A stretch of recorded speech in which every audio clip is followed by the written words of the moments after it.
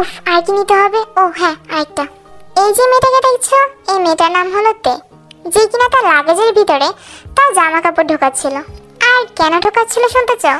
কারণ এখন এই মেয়েটা তার বাসা থেকে পালাবে, কারণ তার বাবা মা তাকে বিয়ে দিতে চায়, কিন্তু সে বিয়ে করতে চায় না। আর এখন কোনো উপায় না পেয়ে সে পালাচ্ছে, কারণ আজকে তার গায়ে হলুদ। ওকে ওকে, সো এইসব নিয়ে পরেও কথা বলা যাবে। এখন চলো তের কাছে যাওয়া যাক। তে এমনিতে একটু ভীতু ছিল, একটু না অনেকটাই, কিন্তু তারপরে বুকের সাহস নিয়ে সে জানালা দিয়ে লাফ দিল। আউচ, আমার পা! উফ, এখন এখন কি করব? এখানে তো অত বেশি গাড়িও চলাচল করে না। দূর, তে তো এগুলোই চিন্তা করছিল, ঠিক তখনই সে দেখতে পায় যে একটা গাড়ি আসছে। তে স্বস্তির নিঃশ্বাস ফেললো, আর গাড়িটা কিন্তু এসে তার সামনেই থামলো। এবার গাড়ির জানালা খুলে একজন তের দিকে তাকালো। এক্সকিউজ মি মিস, কোনো প্রবলেম? তে লোকটাকে আর কিছু বলার সুযোগ না দিয়ে গাড়িতে উঠে পড়লো। শুনুন, আমি আপনাকে সবটা খুলে বলছি, ওকে? আপনি আগে গাড়ি স্টার্ট দিন, অ্যান্ড ইয়া, আপনি আমাকে ট্রাস্ট করতে পারেন, প্রবলেম নেই। ওকে। তারপর লোকটাও গাড়ি স্টার্ট দিল। মিস, এখন তো বলুন আপনি কে, আর ওরকম ভাবে দাঁড়িয়ে কেন ছিলেন? আসলে বাড়ির পিছনে ওরকম ভাবে আপনাকে দাঁড়িয়ে থাকতে দেখে আমি নর্মাল ভাবেই সন্দেহ করেছিলাম যে আপনি মেবি কোনো বিপদে পড়েছেন। আসলে আমি বাসা থেকে পালিয়ে এসেছি। হ্যাঁ, পালিয়ে এসেছেন মানে? হ্যাঁ, আসলে আমার মা বাবা আমাকে জোর করে বিয়ে দিতে চাচ্ছে, বাট আমি এখন বিয়ে করতে চাই না। বুঝতে পেরেছি, বয়ফ্রেন্ডের জন্য, রাইট? তাহলে আপনি তো আপনার বয়ফ্রেন্ডের সাথেই পালাতে পারতেন, আমার সাথে কেন পালাচ্ছেন? আমার বয়ফ্রেন্ড নেই। ও, বয়ফ্রেন্ড নেই মানে বয়ফ্রেন্ড বানাতে পারছেন না? তাহলে বিয়েটা তো করতে পারতেন। মানে আপনি যদি এখন বিয়ে না করেন তাহলে আর কখন বিয়ে করবেন? না, আমি এখন বিয়ে করতে চাই না। কেন? চাই না তো চাই না, সেখানে আবার কেন কিসের? কিন্তু আমার মা বাবা তো বুঝতেই পারছে না। বুঝলাম। তো বলুন মিস, আমি আপনাকে এখন কি সাহায্য করতে পারি? আমাকে কোনো সেফ কোনো জায়গায় নিয়ে যেতে পারবেন যেখানে আমি সেফ থাকবো? মানে সেটা হতে পারে আপনার বাসা, মানে যে কোনো জায়গা, শুধু আমি সেফ থাকলেই হলো। ও আর একটা কথা, আমি সত্যি সত্যিই বলছি, আমি 1 সপ্তাহ অথবা 2 সপ্তাহের বেশি আপনার সাথে থাকবো না। মানে আপনি আমাকে জাস্ট 1 সপ্তাহ অথবা 2 সপ্তাহ আপনার সাথে কোথাও রাখেন, অ্যান্ড তারপর আমি আপনাকে ছেড়ে চলে যাব। সত্যি কথা, জাস্ট এখন একটু আমাকে হেল্প করেন মিস্টার। আমি সত্যি কথা বলছি, আমি এরকম টাইপের পরিস্থিতিতে আগে কখনো পড়িনি, সো আপনি তো বুঝতেই পারছেন। আপনি যে এরকম টাইপের পরিস্থিতিতে আগে কখনো পড়েনি সেটা আপনাকে দেখেই বোঝা যাচ্ছে মিস। বাট আপনি কেমন করে শিওর হলেন যে আমি একজন ভালো মানুষ? মানে আপনি আমার সাথে সেফ আছেন? আপনি আমাকে এতটা বিশ্বাস করলেন যে আপনি আমার গাড়িতে উঠে পড়লেন, আর এখন আমাকে বলছেন কোথাও এক জায়গায় নিয়ে যেতে যেখানে আপনি সেফ থাকতে পারবেন, তো আবার আমার সাথে থাকবেন। ওয়াও! দেখুন, আমি আপনাকে বিশ্বাস করি তো আপনার গাড়িতে উঠেছি, প্লাস আপনাকে বলছি আমাকে একটু সেভ করতে। সো প্লিজ আপনি আমার বিশ্বাসটা রেখেন। লোকটা এবার একবার তের দিকে তাকালো, আর তারপর আবার ড্রাইভ করে ফোকাস দিল। ওকে, তাহলে আমি আপনাকে আমার সাথে আমার বাসায় নিয়ে যাব। কিন্তু ওয়েট, আমি যদি আপনাকে এত সাহায্য করি, এর বিনিময়ে আমি কি পাবো? আপনি যা চান আমি আপনাকে সেটাই দিব, প্রমিস। হ্যাঁ, প্রমিস। বাট আমি যেটা চাই আপনি আমাকে সেটা দিতে পারবেন না। মানে আপনি একবার বলে দেখুন না। না না, কিছু না, কিছুই লাগবে না আমার। ও, বুঝতে পেরেছি, ওয়েট। হ্যাঁ, তো এবার কিছু একটা খুঁজতে থাকে। উফ, ধুর, আমি তো আমার পার্সটা আনতে ভুলে গিয়েছি। আচ্ছা মিস্টার, আপনি একটা কাজ করুন, আপনি তো এবার নিজের কানের থেকে নিজের ইয়ারিং 2টা খুললো। মিস্টার দেখুন, আপনি বিশ্বাস করবেন না কি করবেন না জানি না, কিন্তু এই 2টি ইয়ারিংই ডায়মন্ডের। সো আপনি যদি এগুলো বিক্রি করেন তাহলে অনেক টাকা পাবেন। আশা করি এতে আপনার হয়ে যাবে। এখন তো আপনি আমাকে হেল্প করবেন প্লিজ। যাক, এবার একবার তের দিকে তাকালো। আচ্ছা, আপনার বয়স কত বলুন তো? আমার বয়স 20। কেন? কারণ আপনাকে দেখে মনে হচ্ছে আপনি 2 বছরের কোনো পিচ্চি বাচ্চা, যে কিনা নিজের কিডন্যাপারের উপরে বিশ্বাস করে তার গাড়িতে উঠে পড়েছে আর বলছে যে কিডন্যাপার আঙ্কেল, আমি আমার বাবা মার সাথে থাকতে চাই না, তারা আমাকে অনেক পড়াশোনা করতে বলে। তুমি প্লিজ আমাকে তোমার সাথে তোমার বাসায় নিয়ে চলো আর আমাকে অনেকগুলো করে চকলেট কিনে দাও, আমাকে হেল্প করো প্লিজ। এরকম মনে হচ্ছে আপনাকে দেখে আমার, মানে আপনাকে দেখে আমার একদম পুরো একটা পিচ্চি বাচ্চার মতো লাগছে, যে কিনা বিশ্বাস করে একজনের গাড়িতে উঠে পড়েছে, ইভেন তার সম্পর্কে কিছু জানেও না, আবার তার কাছে হেল্পও চাচ্ছে, আবার তার সাথে তাকে নিজের বাসায় নিয়ে যেতে বলছে। হ্যাঁ, তার মানে আপনি কিডন্যাপার? আরে না পাগলি, আমি কিডন্যাপার হতে যাবো কেন? আমাকে দেখে কিডন্যাপার মনে হয় তোমার? কি তোমার? সরি, আপনার। বাই দ্য ওয়ে, আপনার নামটা? হে গাইস, সো স্টোরিটা কন্টিনিউ করার আগে আমি তোমাদেরকে কিছু কথা বলতে চাই, আর সেগুলো হলো, তোমরা কি জানো যে আমি এত ভালো লাইফস্টাইল আর এত টাকা কেমন করে আয় করছি? আমি একটি সহজে খেলার ক্যাসিনো গেম সাইট ব্যবহার করি, যার নাম হলো মোস্টবেট। এই সাইটটিতে তুমি পাবে অনেক ধরনের casino game, live casino game, যেখানে তুমি সরাসরি গেম ধরতে পারবা। শুধু ভবিষ্যৎবাণী করেই তুমি হাজার হাজার টাকা উপার্জন করতে পারবা। ওয়েট, আমি এখনই তোমাদেরকে দেখাচ্ছি আমি কেমন করে এখান থেকে প্রফিট পাই।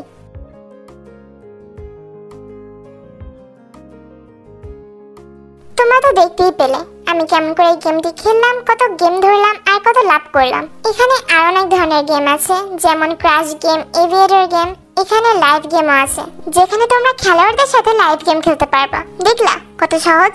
এখানে আরো অনেক ধরনের গেম আছে, তোমরা তোমাদের পছন্দ মতো গেম খেলতে পারবা। প্রথমবার ডিপোজিট করলে আমার প্রোমো কোড KPOP24 ইউজ করে পাবে 25,000 টাকা পর্যন্ত বোনাস। বিকাশ, নগদ, রকেট, ক্রিপ্টো এবং অন্যান্য সহজ পদ্ধতিতে খুব সহজেই উইথড্র করতে পারবা। আমি অনেকদিন ধরে এটি ইউজ করছি। এটি 24/7 সাপোর্ট টিমও রয়েছে, তাই উইথড্র নিয়ে কোনো দুশ্চিন্তা নেই। তাহলে আর দেরি কিসের? পিন কমেন্টের লিংকে যাও আর রেজিস্টার করো, আমার প্রোমো কোড ব্যবহার করো আর প্রথম ডিপোজিটে বোনাস নিয়ে প্রচুর টাকা জিতে নাও। বাই দ্য ওয়ে, আপনার নামটা? আমার নাম জিয়ন জাংকুক। এন্ড তোমার নাম? আমার নাম কিমতে। জাংকুক তো চুপচাপ ড্রাইভ করছিল, কিন্তু হঠাৎ করেতে বলে উঠলো, আপনি যে একটু আগে ওই বাচ্চাটার উদাহরণ দিলেন না, আমি কিন্তু আমার বাবা মাকে অনেক বেশি ভালোবাসি, আমি তাদেরকে ছেড়ে আসতেও চাইনি, কিন্তু আমি বাধ্য হয়েছি আসতে। আজকে আমার গায়ে হলুদ, আমি আমার বাবাকে এতবার করে বললাম যে আমি বিয়ে করতে চাই না, কিন্তু না, তারপর আমার বিয়ে ঠিক করলো। দূর, আমি এটাও শিওর যে আমার বাবা মার অপমানিত হতে হবে। আমি এই কারণটার জন্যই বলেছিলাম যে আমি বিয়ে করতে চাই না। এখন আমার সত্যি বাবা মার জন্য টেনশন হচ্ছে, যদি সত্যি সত্যি তারা বাবা মাকে অনেক বেশি অপমান করে তখন কি হবে? অত টেনশন করো না মিস্তে। কি করো না? গড, শোনো, আসলে তুমি আমার থেকে যেহেতু ছোট, সো আমি তোমাকে আপনি আপনি আপনি আপনি করে বলতে পারছি না। আমরা চলে এসে এই মেয়েটাও না ঘুমিয়ে পড়েছে। তারপর জাংকুক থেকে বাচ্চাদের মতো করে কোলে তুলে নেয়। এক হাতে তে ছিল আর এখন আরেক হাতে জাংকুক লাগেজটাও নেয়। তারপর জাংকুক তার বাসায় প্রবেশ করে, আর বাসায় ঢোকার পর তেকে যখন জাংকুক সোফার উপর রাখে তখনই তার ঘুম ভেঙে যায়। ও, আমরা চলে এসেছি। এই তো। তুমি ঘুমিয়ে পড়েছিলে, সো আমি তোমাকে কোলে করে নিয়ে এসেছি। হ্যাঁ, thank you so much. Thank you বলা লাগবে না। আমার লাগেজ? তোমার লাগেজ তোমার রুমেই আছে। ও ওকে, তো এবার এদিক ওদিক তাকায়। এত বড় বাসায় আপনি একা থাকেন? না, আমার বাবা মাও থাকে, তারা জাস্ট কিছুদিনের জন্য এক জায়গায় গিয়েছে, তাই এখন আমি আপাতত একাই আছি। ও, আর বলছিলাম আমার ইয়াররিং দুটো তো নিলেন না। আমার দরকার নেই, বাট তারপরে যদি কখনো দরকার হয় তাহলে নিব, ওকে? কিন্তু আপনি আমার এত উপকার করছেন, এটার বিনিময়ে জাস্ট আমার কাছ থেকে এটা রাখুন। আমি কি বললাম তে? ওকে ওকে, আমার এখন একটু বাইরে যাওয়া লাগবে, আর তুমি যেহেতু ক্লান্ত আর সন্ধ্যাও হয়ে গিয়েছে, সো তোমার যদি ঘুম আসে তাহলে ঘুমিয়ে পড়ো, ওকে? এই কথা বলে জাংকুক চলে যেতে নেয়, কিন্তু তারপর তে আবার জাংকুককে ডাক দেয়। কিন্তু বলছিলাম আমার ক্ষুধা লেগেছিল আর কি। সো কিছু খেয়ে নাও। বাট কি খাবো আমি? আমার বাসায় অনেক কিছুই আছে, কিছু একটা বানিয়ে খেয়ে নাও। কিন্তু আমি তো বানাতে পারি না। নুডলস আছে, কফি আছে, স্ন্যাক্স আছে, যেটা মন চায় সেটা খাও। আমি তো কিছুই বানাতে পারি না। তাহলে কফি বানিয়ে খাও, আমি গেলাম। আমি ওইটা দূর চলে গেল। আরে বাবা, অ্যাটলিস্ট আমার কথাটা তো শোনা যাবে। এখন কি করব আমি? আমার অনেক বেশি ক্ষুধা লেগেছে, আমি সহ্য করতে পারছি না।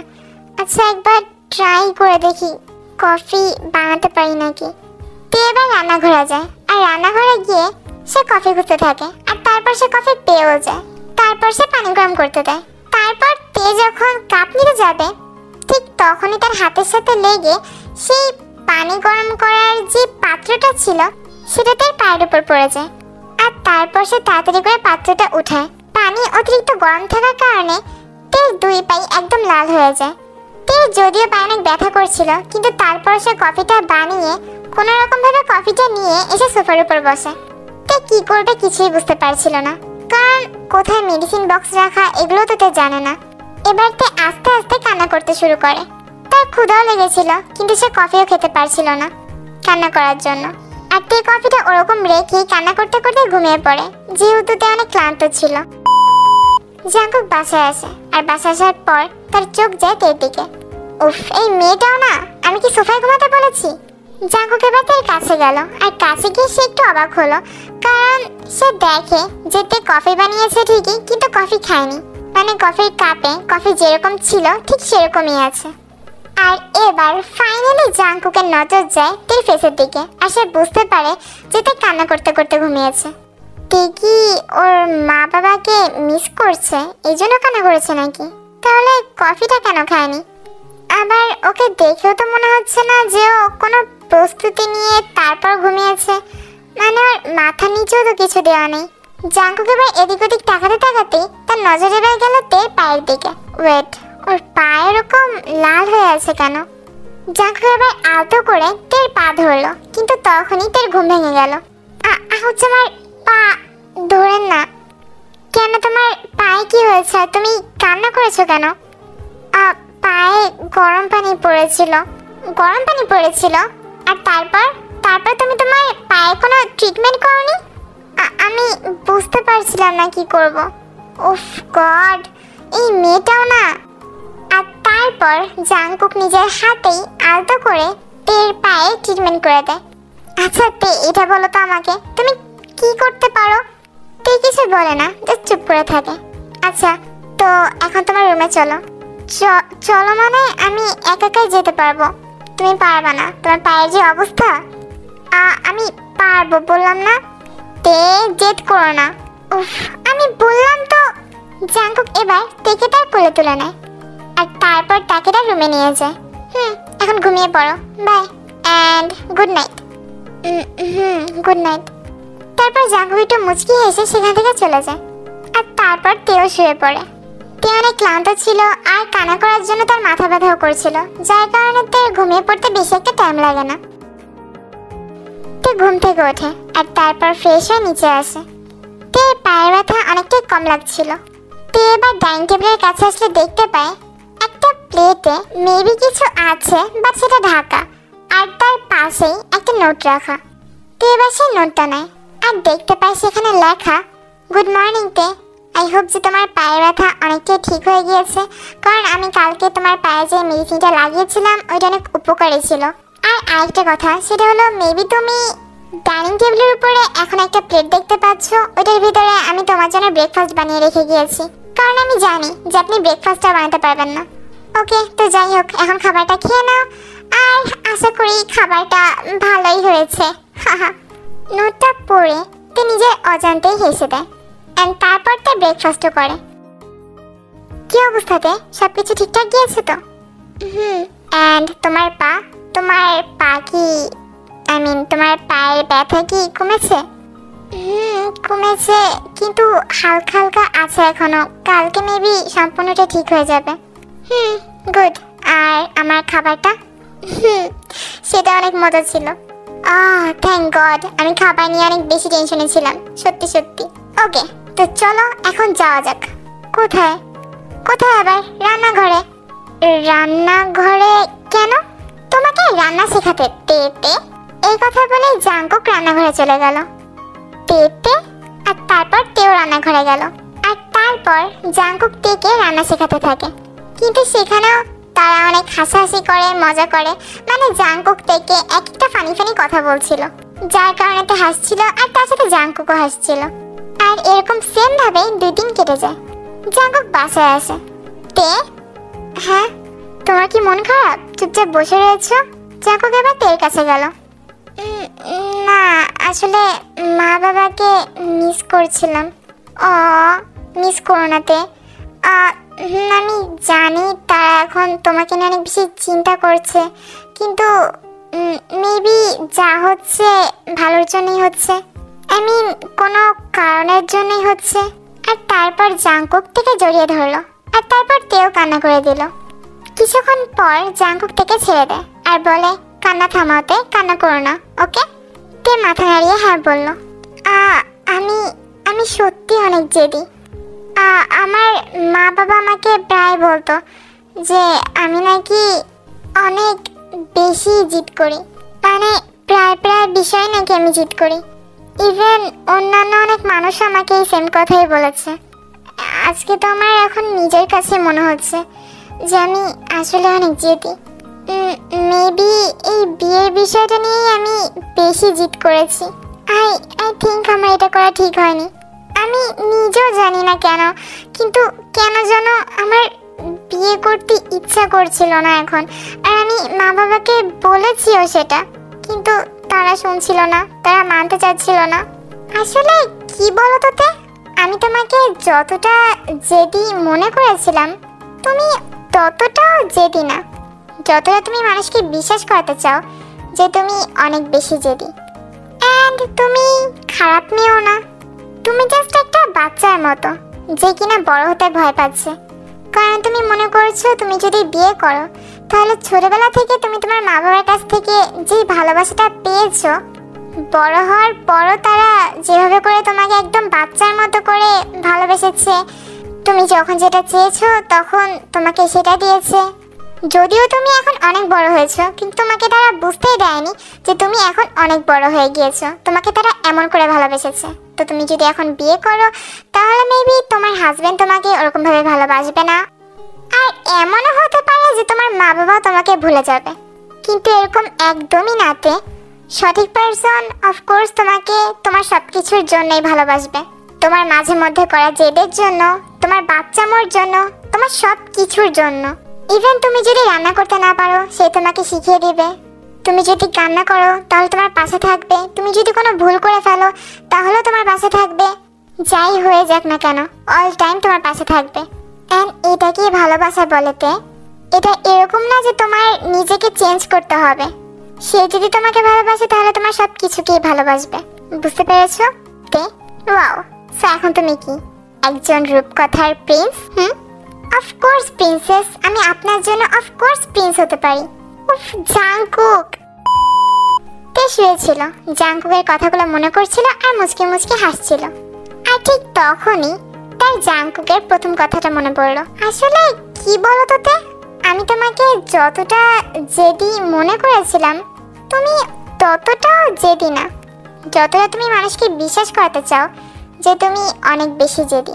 মানে মনে করেছিলাম, মানে জাঙ্কুক কি বোঝাতে চেয়েছে?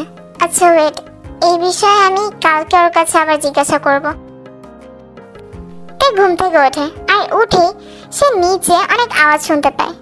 তে ফ্রেশ হয়ে রুম থেকে বেরিয়ে নিচে আসে, আর এসে একদম অবাক হয়ে যায়। মা বাবা! তে তাদেরকে গিয়ে জড়িয়ে ধরলো। সরি মা বাবা, আমার কাছে কোনো উপায় ছিল না, আমি এই জন্যই এই কাজ করতে বাধ্য হয়েছিলাম। বাট আমি তোমাদেরকেও তো অনেকবার করে বলেছি যে আমি এই বিয়ে করতে চাই না, কিন্তু তোমরাও তো আমার কথা শোনোনি। তেমা, আর কান্না করা লাগবে না। আর আসলে তুমি যে পালিয়েছো, পালিয়ে কোথায় এসেছো, কোথায় থাকছো, কি করছো, আমরা সব কিছুই জানতাম। তো এবার উঠে দাঁড়ালো। মানে? তো এবার এদিক ওদিক তাকিয়ে দেখে সোফার উপর আরো দুজন বসা। তেমা, আমি হলাম জাঙ্কুকের মা জিন, আর আমি হলাম জাঙ্কুকের বাবা আয়ন। ও আঙ্কেল আন্টিও এখানে, কিন্তু আসলে হচ্ছেটা কি? তো এবার দেখতে পাই জাঙ্কুক একটা সোফায় বসে রয়েছে আর মুচকি মুচকি হাসছেও। আর এবার সবকিছু খুলে বলতে থাকে মিস্টার কিম। আচ্ছা, তো এই স্টোরিটার ভিতরে আমি আয়ুকে মিসেস কিম বলে ডাকবো আর জংসুককে মিস্টার কিম বলে ডাকবো। বাট এরকম করতে পারো না তোমরা মা বাবা। আমি বলছি তো আমি এই বিয়ে করতে চাই না। আর শোনো, তোমরা যদি সত্যি সত্যি জোর করে আমার বিয়ে ফিক্স করো তাহলে কিন্তু আমি পালিয়ে যাব। এই কথা বলেই তে সেখান থেকে নিজের রুমে চলে গেল। এখন কি হবে? তে তো অনেক বেশি জিদ করছে। তে এমনিতেই তো জেদি, আর এখন এত বেশি জেদ করছে যে আমি ওর জেদের কাছে পারছি না। মিস্টার কিম এগুলো নিয়ে চিন্তা করছিল। আর মিস্টার কিমের মতোই একজন বিজনেসম্যান মানে RM মিস্টার কিমের সাথে মিটিং করতে এসেছিল। আর তখনই সে দেখতে পায় যে মিস্টার কিম কিছু একটা নিয়ে চিন্তা করছে। মিস্টার কিম, আপনি কি কিছু নিয়ে চিন্তা করছেন? না, মানে আপনাকে মনে হচ্ছে আপনি কিছু একটা নিয়ে একটু বেশি চিন্তিত। এবার মিস্টার কিম RMকে তার ফোন থেকে বের করে একটা পিক দেখায়। এটা আমার মেয়ে তে। আসলে ও অনেক লক্ষ্মী একটা মেয়ে, কিন্তু প্রবলেমটা হলো ও মাঝে মধ্যেই অনেক বেশি জিদ করে। মানে বলতে পারেন ও সব কিছুই ঠিক আছে, কিন্তু একটাই প্রবলেম, সেটা হলো জেদি। আর এখন ও আরও বেশি জেদ করছে এটা নিয়ে যে আমি ওর বিয়ে দিতে চাচ্ছি। মানে ও বিয়ে করতেই চাচ্ছে না, কোনোভাবেই না। ইভেন ও আমাদের এটাও বলছে যে ওকে যদি আমরা জোর করে বিয়ে দেওয়ার চেষ্টা করি তাহলে পালিয়ে যাবে। আমি সত্যিই বুঝতে পারছি না কি করব। আমি জানি না আপনি আমার এই আইডিয়াটা কি একমত হবেন নাকি মিস্টার কিম, বাট আমার কাছে একটা আইডিয়া আছে। আইডিয়া মানে এটা আসলে আমার জন্য উপকারী আর আপনার জন্য উপকারী। আসলে আমার ছেলে জাংকুক। এবার RM মিস্টার কিমকে একটা পিকচার দেখালো। এটাই আমার ছেলে জাংকুক। ওর জন্য আমি মেয়ে খুঁজছি আসলে। আর আপনার মেয়ে মানে তেমাকে দেখে আমার জাংকুকের জন্য পারফেক্ট মানাবে আমার কাছে মনে হচ্ছে। আর জাংকুকও দেখে দেখে পছন্দ করবে। কিন্তু আপনার মুখে এখন যা শুনছি যে তে নাকি বিয়ে করতে চাচ্ছে না, তো সেহেতু আমার কাছে একটা প্ল্যান আছে। আসলে এমন তো করা যায় যে জাংকুক যদি তের সাথে বিয়ে করতে রাজি থাকে তাহলে বোঝা যাবে যে জাংকুক তেকে অলরেডি ভালোবেসে ফেলেছে বলেই, অথবা ওকে ভালোবাসতে পারবে বলেই ও তেকে বিয়ে করার জন্য রাজি হয়ে গিয়েছে। কিন্তু তেকে যদি আমরা জাংকুকের সাথে জোর করে বিয়ে দিই তাহলে তে ভালো থাকতে পারবে না। সো আমি এটা চাচ্ছিলাম যে আমরা যদি এমন কিছু করি যে যাতে তে নিজেই জাংকুকের প্রেমে পড়ে যায়, আর তারপর সে নিজেই যেন বলে যে সে জাংকুককে ভালোবাসে। হ্যাঁ, এটা করলে খারাপ হয় না, কিন্তু কেমন করে? অ্যান্ড তারপরই RM মিস্টার কিমকে প্ল্যানটা বলা শুরু করে। আর সেটা হলো RM মিস্টার কিমকে বলে যে বাসায় গিয়ে বলতে এই তারিখে তের গায়ে হলুদ আর তারপরের দিন তের বিয়ে। আর তারপর গায়ে হলুদের আগের দিন যেন মিস্টার কিম তের রুমে যে কোথাও একটা ক্যামেরা লাগিয়ে দেয়, যেখানে ক্যামেরা লাগালে তে দেখতে পারবে না। আর তারপর সকালবেলা ঘুম থেকে ওঠার পরে তে যদি কোনো রকম পালানোর প্রস্তুতি নেয় তাহলে সে যেন RMকে কল করে একবার জানায়। তারপর যেই কথা সেই কাজ। মিস্টার কিমও বুঝতে পারে যেতে পালানোর জন্য প্রস্তুতি নিচ্ছে। আর তারপর সে RMকে যখন বলে, আর RM তারপর জাংকুককে পাঠায় তের কাছে গাড়ি নিয়ে। আর এমন অ্যাক্টিং করতে বলে যে সে যেন তেকে চেনেই না। আর আরেকটা কথা বলে রাখি তোমাদের, এখানে RMের এরকম একটা প্ল্যানও ছিল যে যদি তে না পালাতো তাহলে সে কি করতো। তাহলে সে মিস্টার কিমকে বলে রেখেছিল যে সে যেন বলে যে বিয়ে ক্যান্সেল হয়ে গিয়েছে। আর তারপর RM তাহলে অন্য কোনো প্ল্যান করতো, কিন্তু তার প্রথম প্ল্যানই সফল হয়ে গিয়েছে। আর এখন চলো দেখা যাক জাংকুকে যখন RM প্রথমবার তের পিক দেখিয়েছিল তখন জাংকুকের রিঅ্যাকশন কেমন ছিল। তুমি যা প্ল্যান বলছো বাবা অতটা বেশি কঠিন না, আমি পারবো। এখন জাস্ট দেখা যাক মেয়েটা কেমন। তারপর RM তের পিক দেখায় জাংকুককে। আর প্রথমবার দেখেই জাংকুকের অবস্থা হয়ে যায়। মানে আমি সোজাসুজি বলি, জাংকুক তে প্রেম পড়ে যায়। আসলে গাইস আমি রোমান্টিক কথা বলতে গেলে মানে আমি রোমান্টিক কথা বলতে গেলে পানি হয়ে যাই। আমি রোমান্টিক কোনো কিছু বলতে গেলে হেসে দিই। এটা আমার প্রবলেম মেবি যে আমি রোমান্টিক কিছু বলতে গেলে আমি হেসে দিই। উফ, আই ডোন্ট নো। তো যাই হোক, জাস্ট ইগনোর। তোমরা তো বুঝতে পেরে গিয়েছো যে জাংকুকের কি অবস্থা হয়ে যায়। আর জাংকুক এবার মনে মনে বলতে থাকে, হ্যাঁ ও ওকে, চ্যালেঞ্জ অ্যাকসেপ্টেড। চলো এখন কিউটি জেদি একটা বাচ্চাকে মানুষের মতো মানুষ করা যাক। হ্যাঁ, তার মানে এগুলো সব প্ল্যান ছিল? হ্যাঁ মা, এগুলো সব প্ল্যানই ছিল। জিন আন্টি, মা, তোমরা দুজনে কি জানতা? আমরা দুজনে জানতাম মা। হ্যাঁ, আচ্ছা তো তেমা এখন এইটা বলো যে আমাদের প্ল্যান কি সাকসেসফুল হয়েছে নাকি? তুমি কি জাংকুকের আমি কি বোঝাতে যাচ্ছি, বুঝতে পারছো তো? বাবা তুমিও না। আরে কি হয়েছে, আমি আমার মেয়ের সাথে মজা করছি, তোর কি? হ্যাঁ, আরে ভাই কথা শুনে সবাই হেসে দিল, আর এদিকে তে তো লজ্জা পাচ্ছিল। তে একটু শোনো তো। যাও তে মা, যাও। তে যা মা। উফ মা, আন্টি তোমরাও না। তারপর তে জাংকুকের রুমের সামনে যায় আর আস্তে আস্তে করে ভিতরে ঢুকতে থাকে। কিন্তু কিছু বুঝে ওঠার আগেই জাংকুক থেকে টান দিয়ে ভিতরে নিয়ে নেয় আর তারপর দরজা লাগিয়ে দেয়। জাংকুক থেকে দরজার সাথে পিন করে রেখেছিল। ওকে, তো এবার বলো, তুমি আমার প্রেমে পড়েছো না তে তে? একদমই না। হ্যাঁ, না বললো কি, এই জাংকুকরা সবকিছু বুঝতে পারে। তুমি আমার প্রেমে পড়েছো তে তে? অফকোর্স না, আমি পড়িনি। বললাম না পড়েছো তুমি। আমি পড়িনি। পড়েছো? পড়িনি। পড়েছো? পড়িনি। মিথ্যা জিদ করে আর কোনো লাভ নেই, কারণ এই প্রিন্স জানে যে প্রিন্সেস তার প্রেমে পড়ে গিয়েছে। জাংকুক হাঁটু গেড়ে বসে তার হাতে একটা কিস করে তারপর এই কথাটা বলে।